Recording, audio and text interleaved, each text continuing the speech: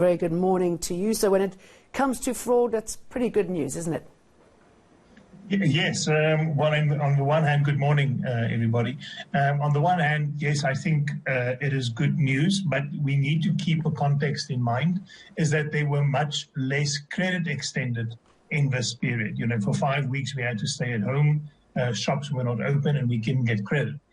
I think the other side of a coin is that for the first time, we saw more scams than fraud.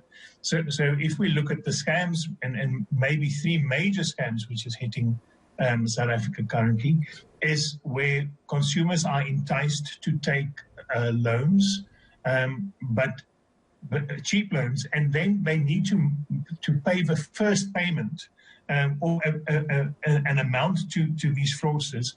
And that is totally not practice at all. And if anybody is asked to make a payment before you get a loan, you must know you are dealing with a fraudster.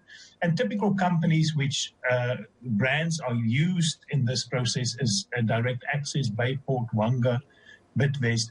And these companies also suffer some credibility loss, because people think they are involved, but it's not, it's fraudsters involved.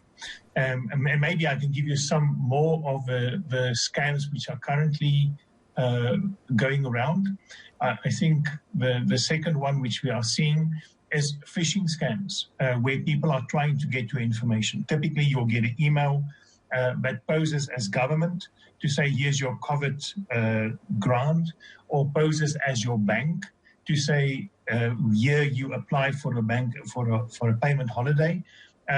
And these are scams where people are after your information. And once they've got your information, I think in the next couple of months, we can see account takeovers and people applying for accounts in your name fraudulently. So we need to be aware of these scams.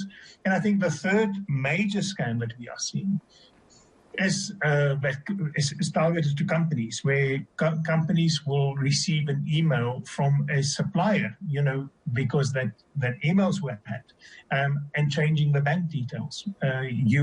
People in the payment department will receive an email from a financial director posing as a financial director to say, pay the supplier.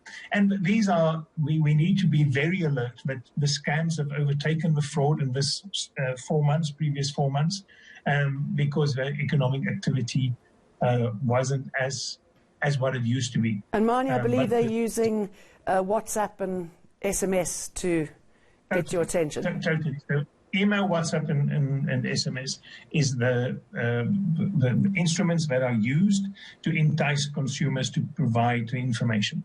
And I believe there's an increase in fake deaths as well. How does that work? Yes, the insurance industry has definitely been targeted. People are claiming they died and then get their hands on the insurance money. They fabricate the death certificates.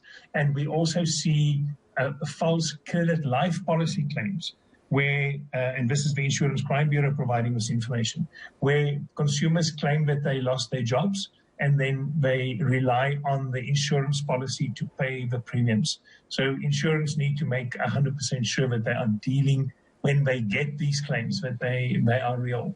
So I guess, Mani, in this time, they really are preying on our anxiety, aren't they? I mean, if I was reading through your report, you said if it looks too good to be true, it probably is. Oh, yes. And I think, just to end it off, but our entire country is suffering in anxiety. People are avoiding the virus. If they get the virus, they need to fight the virus to stay alive. And people are losing a lot of income and has lost a lot of income already. And people are losing their jobs. So the entire country, and the world for that matter, is suffering from anxiety, and these fraudsters are preying on that spot. Let's be careful. Mani van Schalkwyk, thank you.